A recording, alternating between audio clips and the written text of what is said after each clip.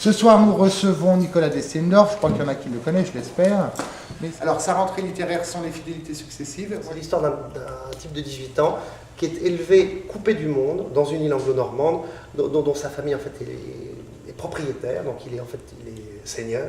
Et à la suite d'un dépit amoureux, il claque la porte de l'île et il va en France alors qu'il n'avait jamais eu le droit, ou il avait toujours eu peur de quitter son île, donc il va découvrir Paris, il rêvait de connaître Paris, on est dans les années 30, de connaître le Paris des peintres, le Paris des cinéastes, le Paris des écrivains. Et simplement, il débarque à Paris le 1er septembre 1939. Donc il débarque au pire moment. Et j'avais un vrai plaisir en l'écrivant, en me disant, ça y est, j'arrive à mettre en scène cette période, je la sens. J'avais l'impression de vivre dans le Paris occupé, de vivre à cette période, et je me suis beaucoup identifié à mon personnage principal, ce qui était un peu inquiétant. Heureusement que j'ai pas vécu cette période, je sais pas ce que j'aurais fait, mais voilà. Et ton personnage principal, donc, c'est un petit salaud. C'est pas un petit salaud, c'est un candide, c'est quelqu'un qui a pas envie de faire de choix, qui a envie de faire plaisir à tout le monde, qui sait pas dire non, et qui se retrouve à être à la fois un collaborateur et un résistant, un peu par hasard, juste parce qu'il n'a pas envie de déplaire.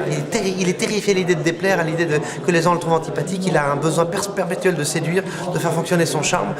Et évidemment, ça marche en temps de paix, mais en temps de guerre, il y a un moment où fatalement, il faut prendre non pas les armes, mais en tout cas prendre ses responsabilités et faire des choix. Voilà.